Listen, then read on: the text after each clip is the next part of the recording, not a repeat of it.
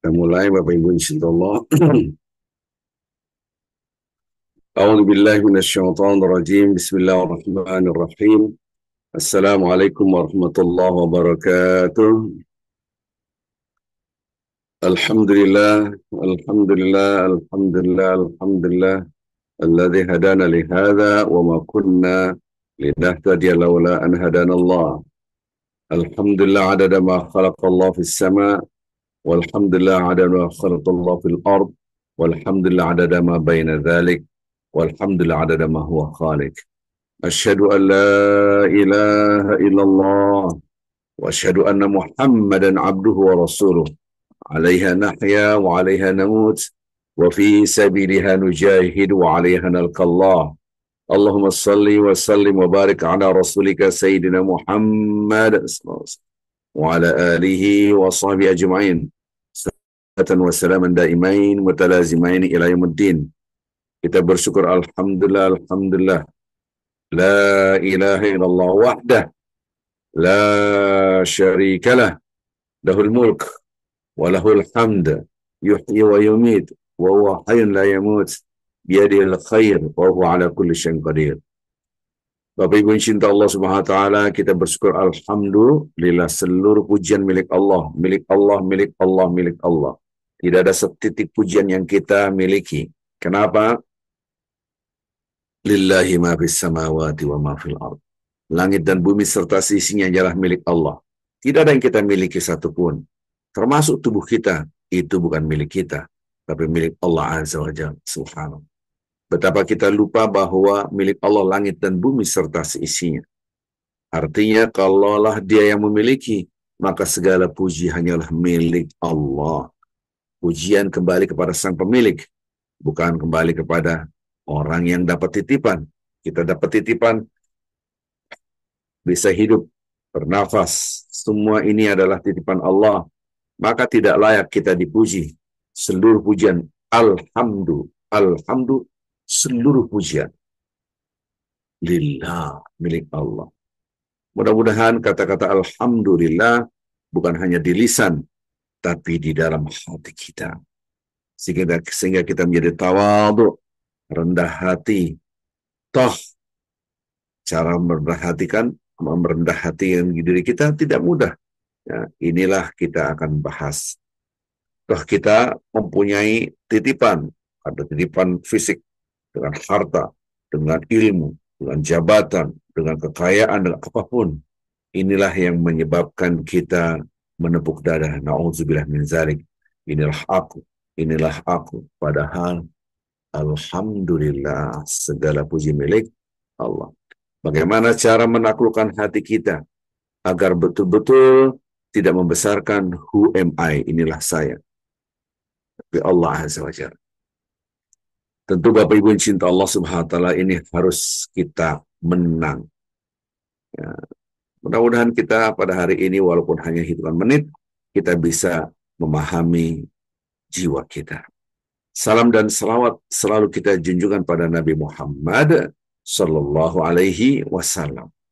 Subhanallah. Bapak Ibu yang cinta Allah Subhanahu wa taala, kita membahas tauhid rububiyah dan tauhid uluhiyah. Melanjutkan kajian-kajian setelah subuh. Ya, kita karena ini kan berkelanjutan setiap hari insya Allah. Kembali lagi, la ilaha illallah, kalimat ilahun adalah tauhid uluhiyah. Tapi asyhadu, aku menyaksikan. Menyaksikan apa? Langit dan bumi serta seisinya. Masya Allah. Ini semua milik Allah. Ini pasti ada yang mencipta. Mengulang sebentar. Nah, begitulah Nabi Ibrahim dididik oleh Allah Azza wa Jalla. Kadzalika nuri Ibrahim malakutus samawati wal ard wa liyakuna minal muqinin. Dan demikianlah kami perlihatkan kepada Nabi Ibrahim kerajaan langit dan bumi. Dia berpikir agar dia yakin. Maka Islam keyakinannya berdasarkan berpikir, logical thinking, berpikir dengan logik, akal sehat yang menumbuhkan keyakinan. Beda agama-agama lain, tidak memakai akal, yang penting yakin. Maka itu ketika mereka digiring ke neraka, mereka mengatakan, coba dulu ketika di dunia aku berpikir. Kunna nasma'u wa naqilu ma kunna min ashabis sa'ir. Ma kunna fi ashabis sa'ir.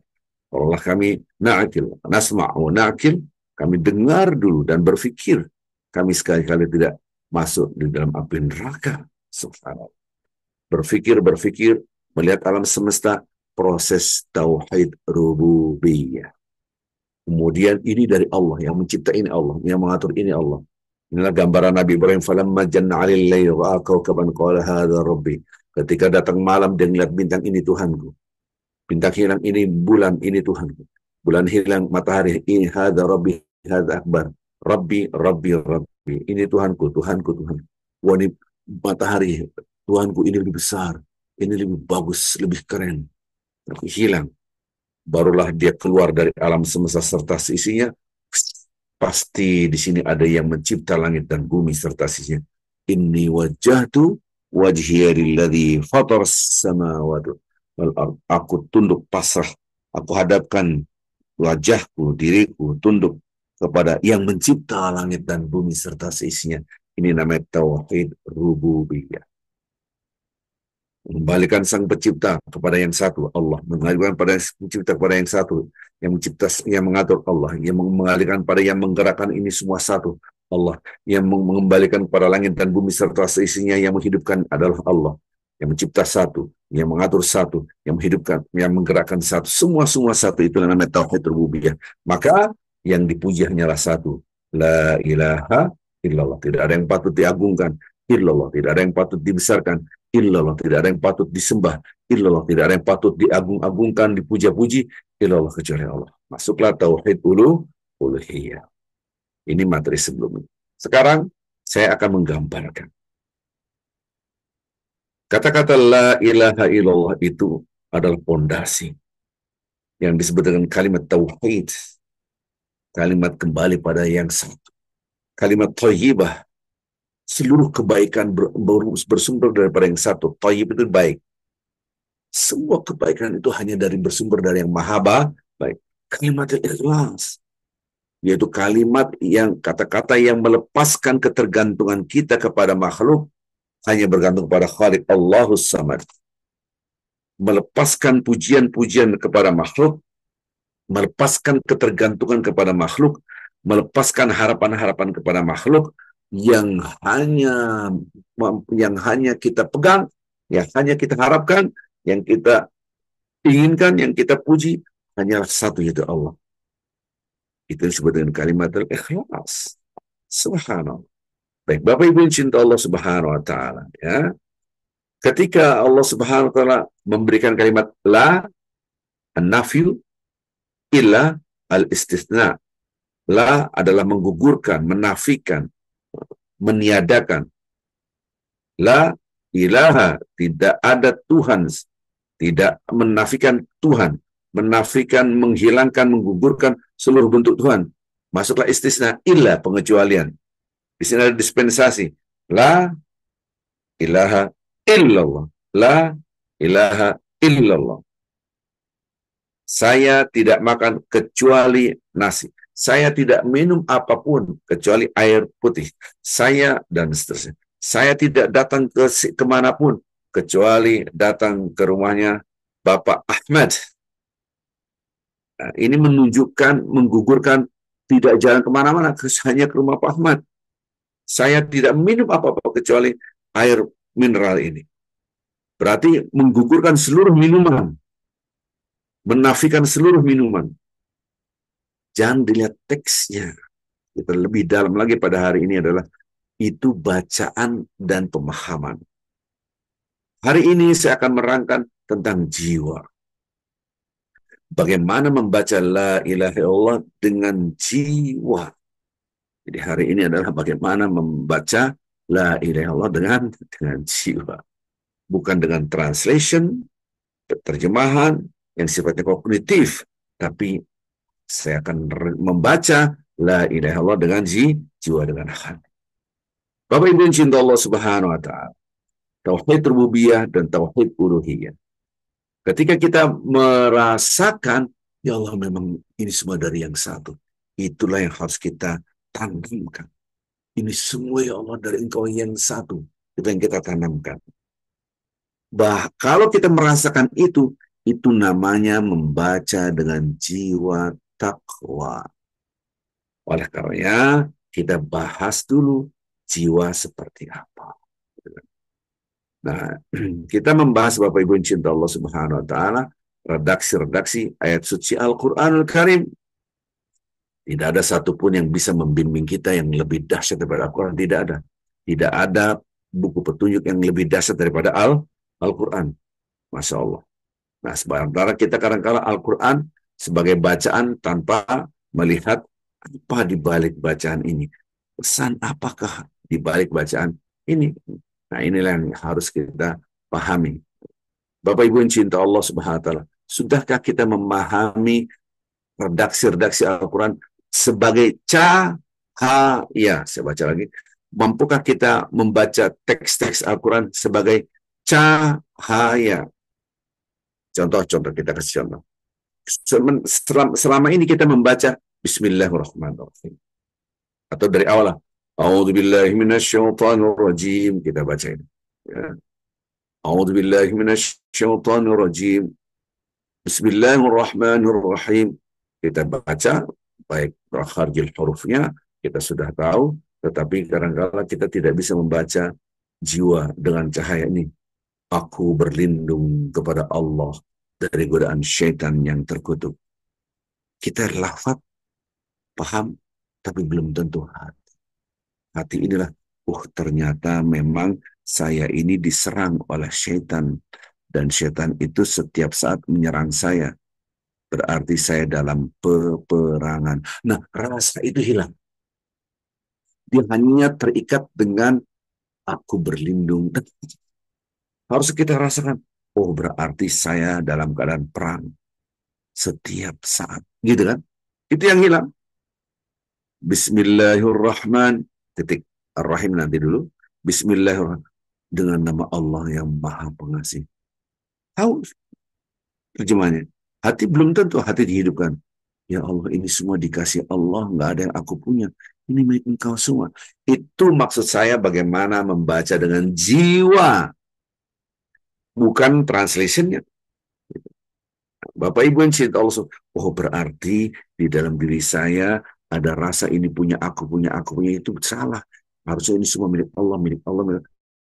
Disitulah membaca Al-Quran dengan jiwa sehingga jiwanya bercahaya. Sekarang saya akan bahas tentang jiwanya dulu, kan? Jadi ketika kita membahas tauhid rububiyah, tauhid uluhiyah, sekarang kita membaca dengan jiwa. Baik, Bapak Ibu yang cinta Allah SWT, saya akan share dulu gambarannya supaya Bapak-Bapak Ibu bisa paham dengan gambar ini, insya Allah. Baik, Bapak Ibu yang cinta Allah Subhanahu wa taala, ini namanya tauhid rububiyah, tauhid uluhiyah. Mungkin sudah kelihatan ya. Tauhid rububiyah yang pondasi sebelah kiri, pondasi adalah mengenal Allah melalui alam semesta. Kalau bahasanya asyhadu, Rabbun yang mencipta, rububiyah, penciptaan ini dari yang satu. Rabbun yang memiliki kepemilikan kepada yang satu, wahid, tauhid adalah wahid. Tauhid rububiyah berarti adalah kita melihat alam semesta yang mencipta satu. Kita melihat alam semesta yang memiliki satu. Kita melihat alam semesta yang mengatur satu. Kita melihat alam semesta yang menggerakkan satu. Kita melihat alam semesta yang menghiasi satu. Kita melihat alam semesta, itu namanya tauhid rububiyah. Mengenal Allah melalui alam semesta. Baru uluhiyah yang dipuji hanya satu. Tauhid uluhiyah. Yang diagungkan hanya satu. Tauhid uluhiyah. Yang diagung, yang dibesarkan hanya satu. Tauhid uluhiyah.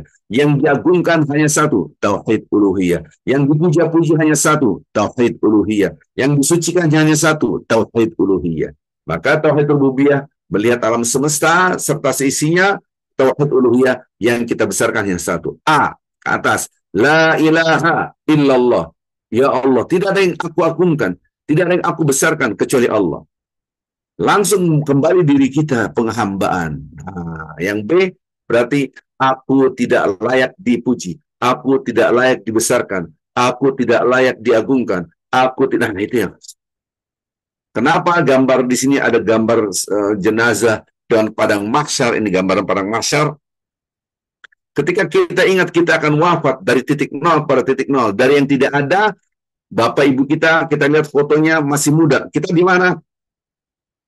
Tidak ada.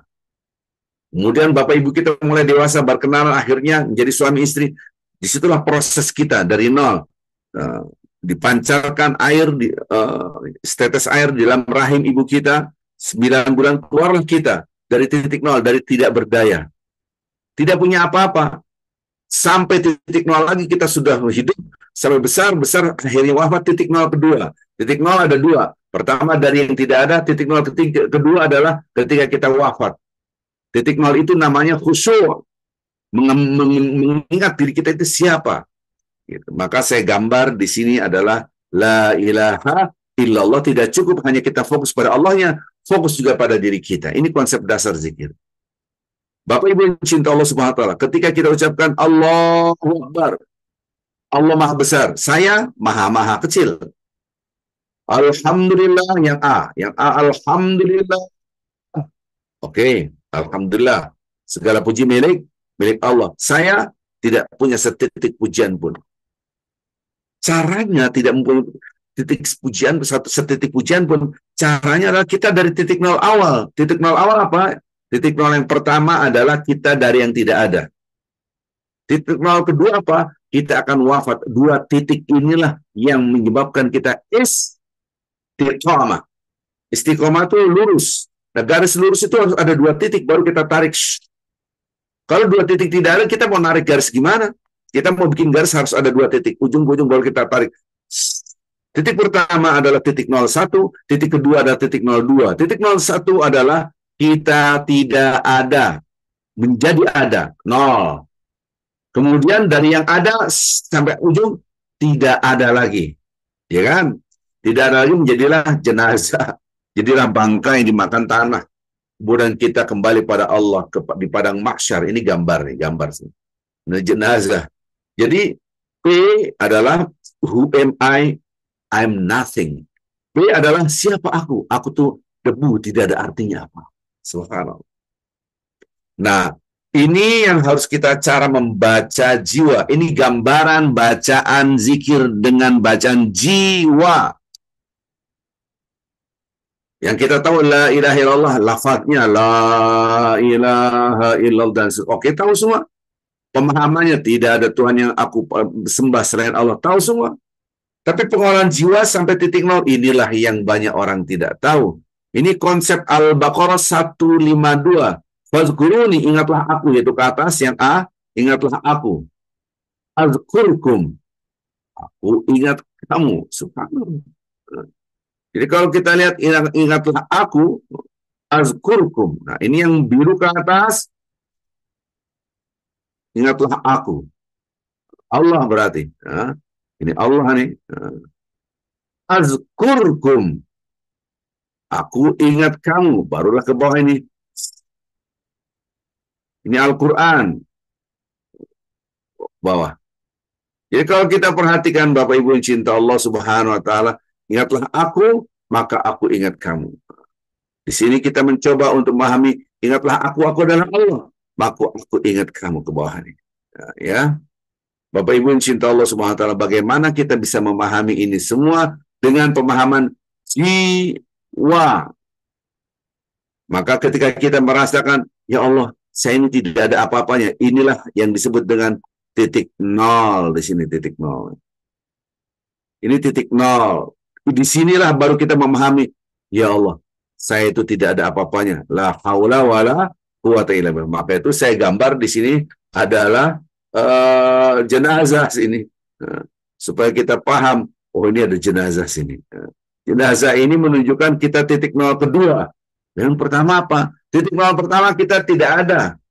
Masih di dalam tubuh ayah kita. Ya. Kemudian terpancarlah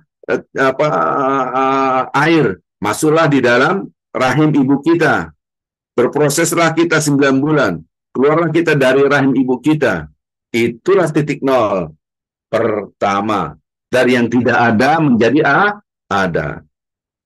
Jadi harus paham titik nol yang kedua gitu. Jadi titik nol itu ada dua. Titik nol pertama kita tidak ada, menjadi tidak ada lagi. Subhanallah. Kita lupa who am I gitu. Nah, di sini cara membaca jiwa. Jadi kalau kita berzikir Allah Akbar, Allah Akbar, Allah Akbar, Allah Akbar 33 kali berarti nggak ada rasanya. Harusnya Allahu Akbar, engkau maha besar, saya nothing. Gitu kan? Saya ini nggak ada apa-apanya. La haula wala quwata illa billah. Itu namanya titik nol. Alhamdulillah, kita baca 33 kali. Alhamdulillah, Alhamdulillah, Alhamdulillah.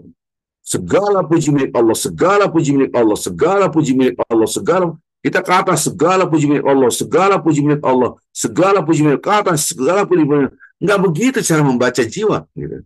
Nah, tetapi harusnya bukan segala puji milik Allah satu arah doang ke atas, tidak. Nah, akan tetapi kita membaca jiwa adalah ini semua milik Allah, maka saya tidak punya.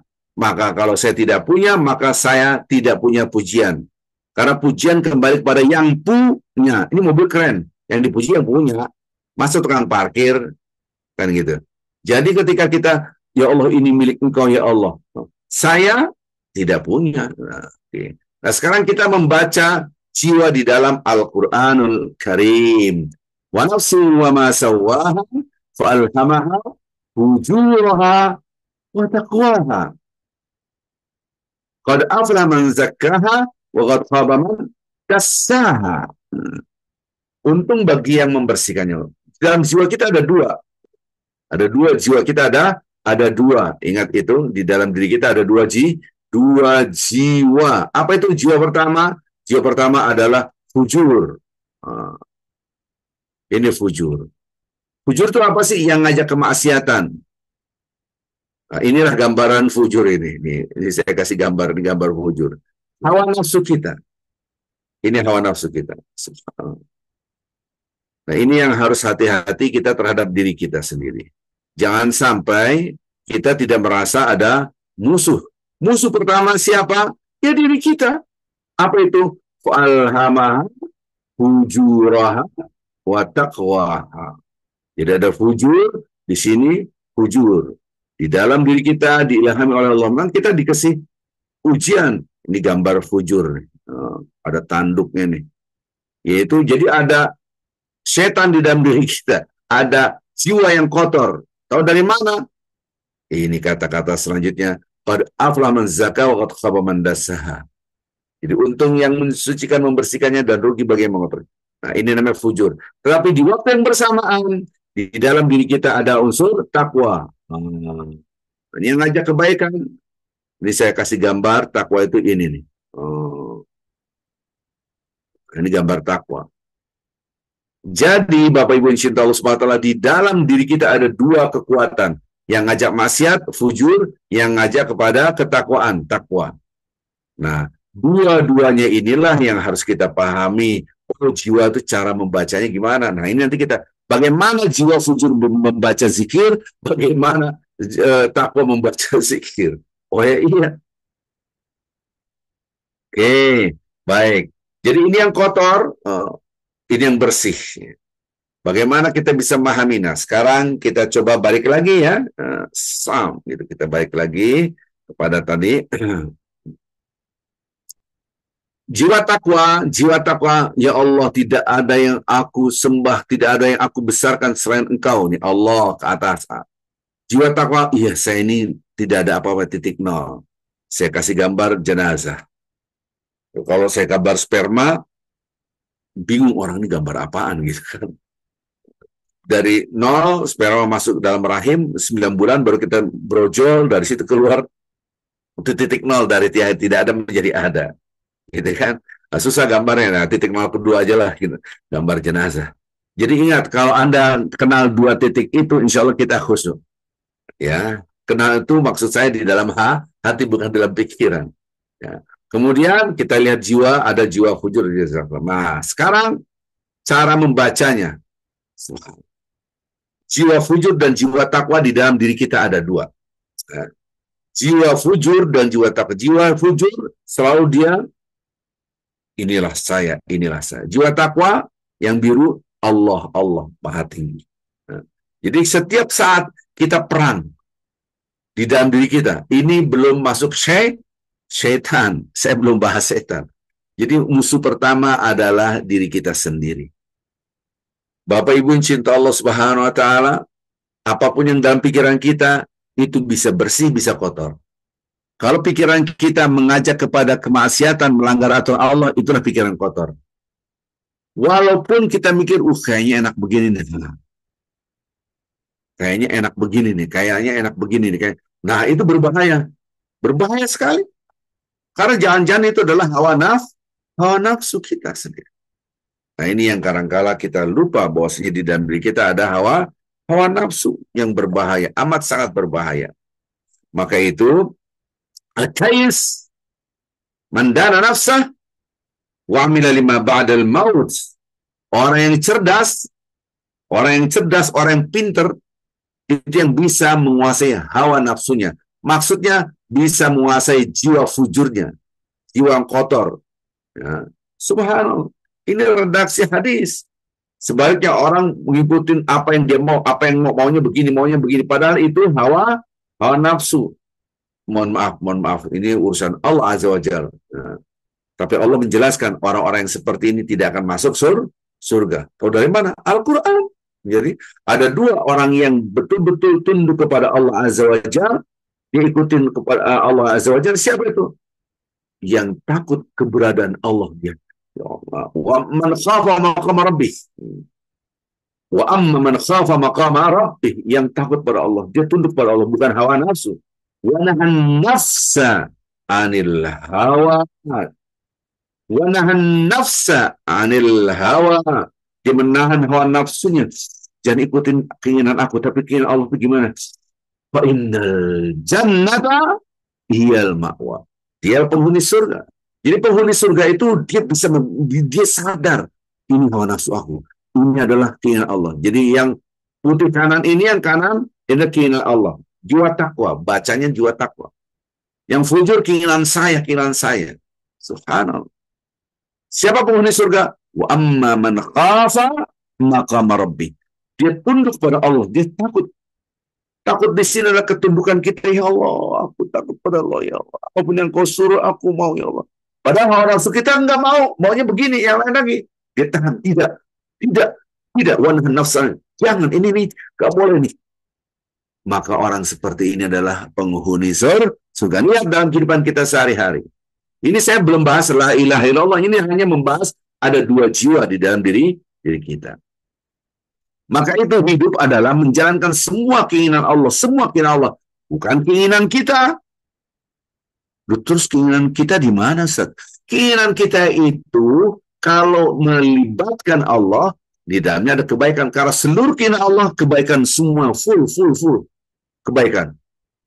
Sementara keinginan kita ada baik, ada tidak. Ya sudah, ikutin keinginan Allah, pasti di dalamnya ada keinginan kita yang baik. Bukan menggugurkan total. Keinginan kita yang baik-baik ada di dalam keinginan Allah. Yang gampang, kulu washrabu wala tusrifu. Makanlah, minumlah, jangan berlebih. Ini keinginan siapa? Allah dalam surat apa? Al-A'raf ayat 31. Silakan makan, silakan minum, jangan berlebih. Tapi keinginan kita, makan, oke. Minum, oke. Oh, jangan. Makan lagi. Jangan. Ya terserah, ini makan makanan saya yang beli kok. Nanti nggak usah intervensi.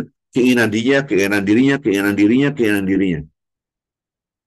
Semua keinginan yang bertentangan dengan Allah itu adalah dosa dan merugikan diri kita. Saya ulang lagi, semua keinginan yang bertentangan dengan keinginan Allah, semua keinginan kita yang bertentangan dengan keinginan Allah, dosa, dan itu merugikan kita dunia dan akhirat. Wa may yaksib isman fa inna ma yaksibu li nafsi. Barang siapa berbuat dosa, dia bikin susah hidupnya sendiri. Surah An-Nisa ayat 111. Maka itu hidup adalah menjalankan semua keinginan Allah. Terus keinginan kita yang baik-baik ada di dalam keinginan Allah. Tapi keinginan kita yang buruk tidak ada di dalam keinginan Allah. Allah mau ikutin keinginan Allah. Dan Allah mencintai kita. Kita mencintai kita. Ada dua. Kita mencintai diri kita, Allah mencintai diri kita. Siapa yang lebih cinta kepada diri kita? Kita atau Allah? Jawabannya Allah. Siapa yang lebih tahu tentang diri kita? Kita atau Allah? Allah. Siapa yang lebih mengerti tentang diri kita, masa depan kita, nasib kita, masa depan kita? Kita atau Allah? Allah. Ya sudah, ikutin semua keinginan Allah. Di situ ada keinginan-keinginan kita yang baik-baik. Maka ketika saya katakan semua keinginan Allah, ikutin semua keinginan saya, ada di situ, yaitu yang baik-baik. Ini yang susah dipahami dengan jiwa. Karena ini benturan, karena ini perang.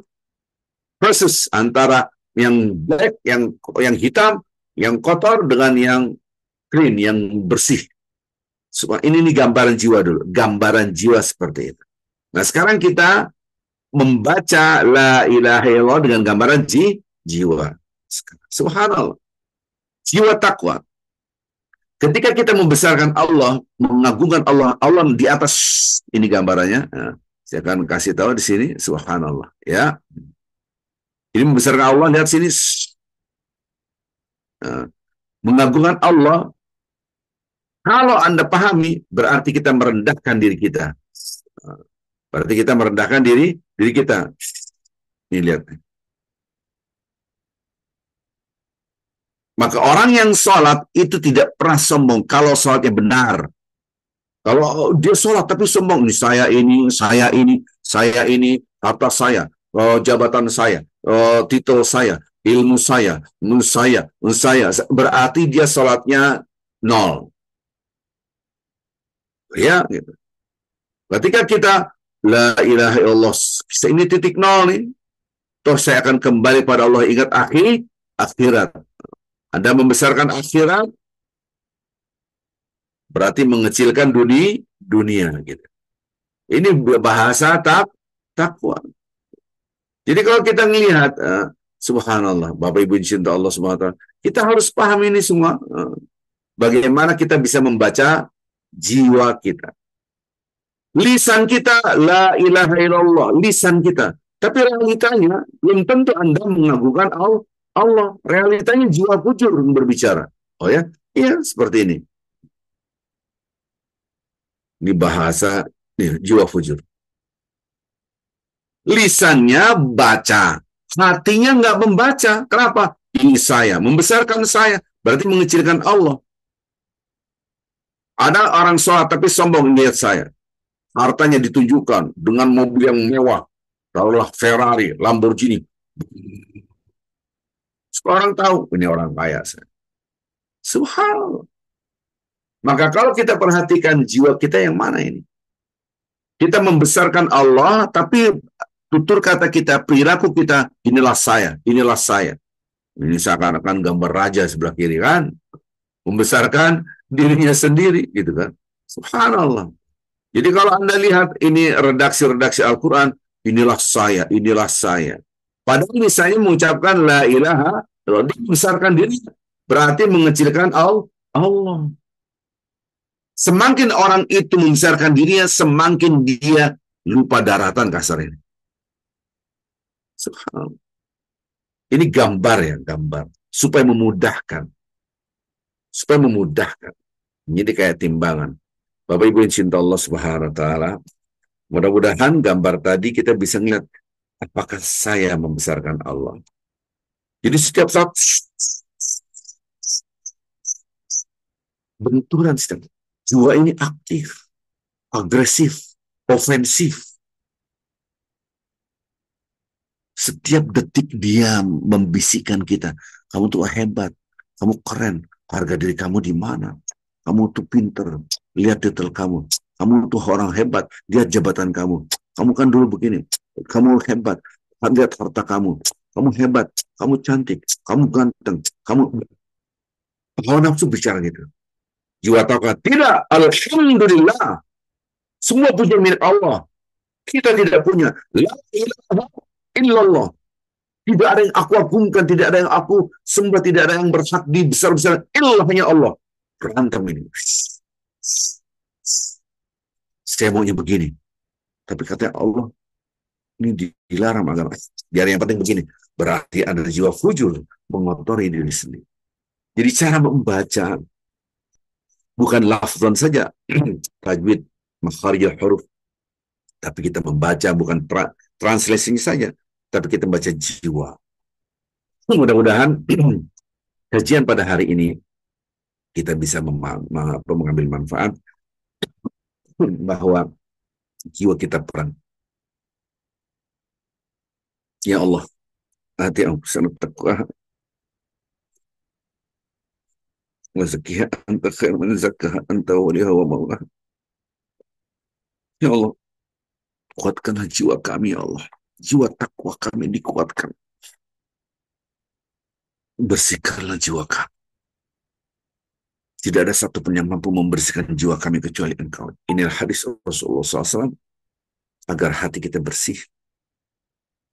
Jangan sampai kita berzikir lisan, pikiran.